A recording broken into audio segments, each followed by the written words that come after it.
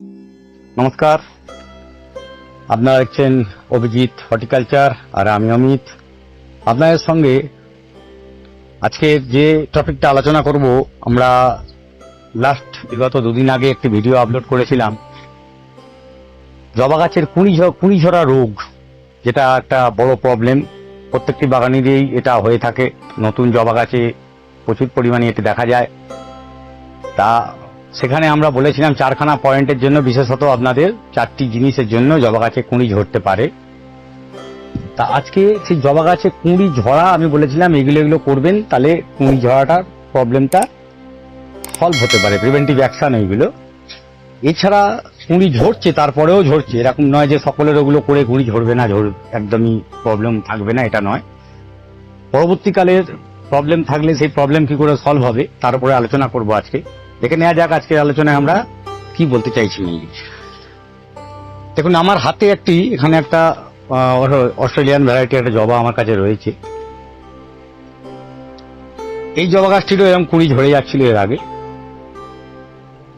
এখানে মূলত ফার্স্ট আমি কারণ যেটা বলতে চাইছি, আমরা বাগান দিয়ে গাছ করার জন্য বাজার থেকে যে গাছটি কিনে আনি, সেই গাছগুলো নয় ছোট টবের মধ্যে আসে, অথবা কোনো গানি ব্যাগে আসে ছোট, যেগুলো আমাদের গ্রো ব্যাগ বলা হয়, অথবা কোনো প্লাস্টিকে যেভাবে আসে।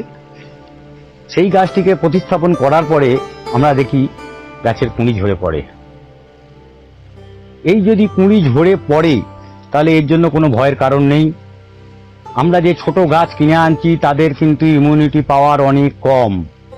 সেই গাছ যখনই আমরা মাটি চেঞ্জ করব, গাছ সঙ্গে সঙ্গে চেষ্টা করে তার নিজের গাছটিকে শক্ত করে তোলার জন্য। সেই জন্য আগে তারা গাছের পাতায় খাবার পাঠানোর চেষ্টা করে, যেটা দিয়ে সে নিজেকে শক্ত সবল তৈরি করতে পারে। সেই জন্য গাছ তার কুঁড়ির দিকে আর কোনো অ্যাটেনশন দেয় না, কুঁড়িগুলোকে নিজে থেকেই ঝরিয়ে ফেলে দেয়। সেই জন্য আপনারা ভয় পাবেন না।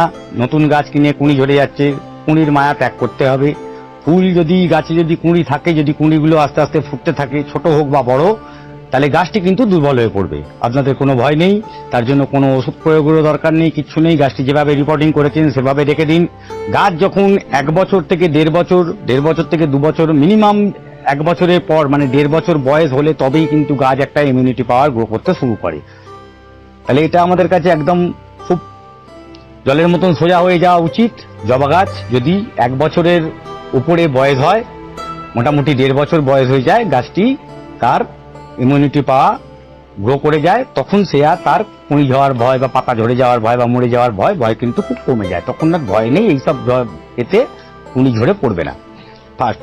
সেকেন্ড, আপনি যদি একটি গাছ পুঁতেছেন, দেখছেন কুঁড়ি কালো হয়ে বা হলুদ হয়ে পড়ে যাচ্ছে, এইখানে আমরা বলেছিলাম অনেক সময় জলের প্রবলেম। জল যদি প্রচুর পরিমাণ কম জল হয়, গাছের গোড়াতে জল যদি কম থাকে, একেবারে ভিজিয়ে রাখবেন না মাটি। আপনারা মাটিটি দেখুন, এখানে দেখলে বুঝতে পারবেন। এখানে মাটিটা দেখুন, গাছের মাটির দিকে একদমই ঝুড়ো ঝুড়ো মাটি দেখুন। এই ঝুড়ো ঝুড়ো মাটি যদি হয়, গাছের জন্য একদম ঠিকঠাক আছে। মাটিতে প্রচন্ড পরিমাণ কাদা কাদা ভাব একদম রাখবেন না। মোটামুটি এইরকম ভিজে ভিজে মাটি, তাতে গাছের জন্য ভালো জিনিস। এইরকম মাটি রাখবেন। যদি জল লাগে ডেফিনেটলি দিন। জল কিন্তু বেশি জল হলে গাছের ক্লোরোসিস হবে, ক্লোরোসিস হলে কুঁড়ি ঝরার প্রবণতা কিন্তু বেড়ে যাবে। তাহলে জল কম রাখতে হবে। আর গাছের মাটি মোটামুটি ময়েস্ট থাকবে, কিন্তু একদম শুকনো নয়। শুকনো হলেও কিন্তু গাছের কুঁড়ি ঝরে যাওয়ার ভয় থাকে। তাই এই দুখানা কারণের জন্য আমরা গাছ যে খেতে পাচ্ছে না বা গাছ কি হচ্ছে, প্রবলেম হয়েছে, এটা ওটা অ্যাটাক হচ্ছে না, গাছ আপনার কুঁড়ি এগুলো নর্মাল প্রবণতা, এতে কিন্তু কুঁড়ি ঝরে। সব কুঁড়ি সব সময় ব্লুম করে না। আরেকটি পয়েন্ট যেটি হচ্ছে গাছের তারপরেও কুঁড়ি ঝরে যাচ্ছে, সেটি আমাদের কিন্তু নজর রাখার দরকার আছে। এইটি আপনারা নজর রাখবেন সকলেই, আমরা সকলেই নজর রাখা খুবই প্রয়োজন। তার কারণ হচ্ছে এই জিনিসটি হলে গাছের জন্য পরবর্তীকালেরও ক্ষতি, শুধু কুঁড়ি ঝরা নয়, গাছটিকেও আস্তে আস্তে মেরে ফেলতে পারে। সেটি হচ্ছে থ্রিপসের আক্রমণ। থ্রিপস বা চোষক পোকা, এই ধরনের পোকাগুলো গাছের এই কুঁড়ি, গাছের যে ফুলটি, এই ফুলের যে কুঁড়ির বোঁটা, এইখানে এসে ওরা বসে, এই কুঁড়ির গোড়াতে বসে এইখান থেকে ওরা রস শোষণ করে নিয়ে নেয়। তা গাছের যখনই এখান থেকে রসটা শোষণ করে নেবে, আপনি দেখবেন কুঁড়িটা বড় হয়ে উঠেছে, বেশ কালকে ফুটবে বা পরশু ফুটবে, এরকম কন্ডিশনে আছে, কিন্তু কুঁড়িটি লাস্ট মোমেন্টে গিয়ে হলুদ হয়ে ঝরে পড়ে গেল বা কালো হয়ে গেল।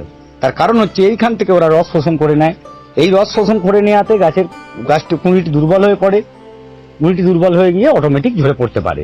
তার জন্য আপনারা কি করবেন, এর জন্য এর আগেও আমরা অ্যাডমেয়ার নিয়ে একটা ভিডিও করেছি। এই ধরনের এতে অ্যামিডাক্লোরোপিড নামক থাকে, অথবা কনফিডার ইউজ করতে পারেন। কনফিডার পার লিটার জলে 1 ml দিয়ে ভালো করে ঝাঁকিয়ে গাছটিকে পুরো স্প্রে করে দিন। বা এছাড়াও অন্যান্য আরো অনেক রকমের ওষুধ আছে, পেস্টিসাইড আছে, সেই পেস্টিসাইড স্প্রে করে দিলেও গাছের কিন্তু এই রোগ পোকা দমন করতে পারে। কিন্তু এই অ্যাডমায়ার বলুন অথবা আপনার কনফিডার বলুন, এই ধরনের জিনিস ইউজ করতে পারলে খুব ভালো। এতে কিন্তু রোগ পোকা আক্রমণ থেকে আপনার গাছটি বেঁচে যাবে। তার কারণ হচ্ছে এগুলোকে ইউজ করতে পারলে আপনার বারে বারে পোকার আক্রমণ থেকে এটা অনেক কমিয়ে দেবে। যে আমি আজকে করেছি যে 10 দিন বাদেই আবার রোগ পোকা আক্রমণ হবে, সেটা হবে না। তাতে গাছের ইমিউনিটি পাওয়ারকে গ্রো করে দেয়। 3 নম্বর পয়েন্টে আমাদের মেনলি রোগ পোকার জন্যই এই কথাটাই বলা হচ্ছে। তারপরে আরেকটি পয়েন্ট হচ্ছে, এরপরেও দেখতে পাচ্ছেন না এগুলোতেও হচ্ছে না, এটা আমার রোগ পোকা নেই, গাছের পাতা কুঁকড়ে থাকে, এর জন্য আপনার ওই অ্যাডমায়ার কাজ করে দেবে অনেকটা। এছাড়াও আপনার আরেকটি জিনিস, যেটা মাটিতে অনুখাদ্যের অভাব। দেখুন, গাছের যখন কুঁড়ি আসে, কুঁড়ি আসার পরে গাছ কিন্তু পর্যাপ্ত খাবারের প্রয়োজন হয়, তবেই কুঁড়িগুলো সুন্দর হয়ে ফুল ফুটতে পারে। ফলের গাছের ক্ষেত্রেও তাই, ফুল গাছের ক্ষেত্রেও তাই। তো সেই সময় যদি মাটিতে পর্যাপ্ত খাবার না পায়, তখন গাছের কিন্তু কুঁড়ি ঝরে পড়তে পারে। সেই সময় গাছের খাবার দিতে হবে। সেই ধরনের খাবার অনুখাদ্য বলতে আপনারা মাইক্রোনিউট্রিয়েন্টস ইউজ করবেন। আপনারা মোবোবিন ইউজ করুন। মোবোবিন পার লিটার জলে 1.5 গ্রাম, অতিরিক্ত পরিমাণে ইউজ করবেন না। পার লিটার জলে 1.5 গ্রাম মোবোবিন। এটি গুঁড়ো একটি ডাস্ট আছে, ডাস্টটি জলে একটু আগে ভিজিয়ে রেখে দেবেন, ভালো করে ঝাঁকিয়ে নিয়ে এটি জলে মিশে গেলে স্প্রে করে দেবেন। আর গাছের গোড়াও কিছুটা দিয়ে দেবেন। যদি 1 লিটার জল করেন 250 ml গাছের গোড়ায় দিয়ে বাকি স্প্রে করুন।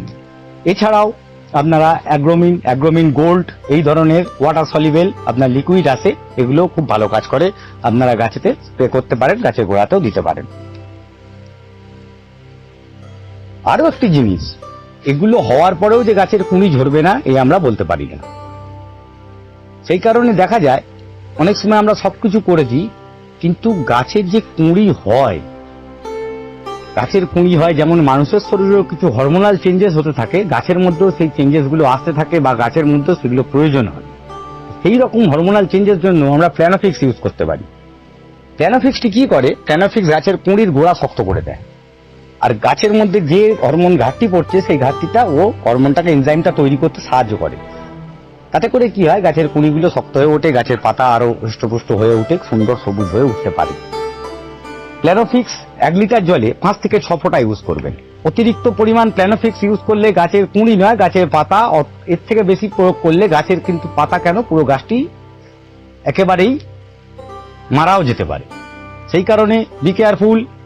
এই জায়গাটায় আপনারা প্ল্যানোফিক্স 5 থেকে 6 ফোঁটার উপরে গাছের 1 লিটার জলে কিন্তু একেবারেই নয়। অতিরিক্ত প্ল্যানোফিক্সের ইউজে গাছ কিন্তু মারা যেতে পারে। আপনারা এই কটি জিনিস নজর রাখুন, তাহলেই দেখবেন আপনাদের গাছ এই কুঁড়ি ঝরার প্রবণতা বন্ধ হতে পারে। মোটামুটি আমাদের ভিডিওতে আজকের এই কুঁড়ি ঝরার উপরে যেই কথাগুলো বলছি, এগুলোই হলো মেন প্রবলেম এখনো পর্যন্ত আমরা যা দেখতে পেয়েছি। যদি আমাদের চ্যানেলটি ভালো লেগে থাকে, আপনারা সাবস্ক্রাইব করুন, লাইক করুন, শেয়ার করুন। আপনারা কমেন্টস করে জানাতে ভুলবেন না। যদি কোনো প্রবলেম থাকে আপনারা কমেন্টস করুন, ফোনও করতে পারেন। আর যদি ভালো লাগে চ্যানেলটিকে সাবস্ক্রাইব করে নিন। আজকে এই অবধি। আমি অমিত, নমস্কার।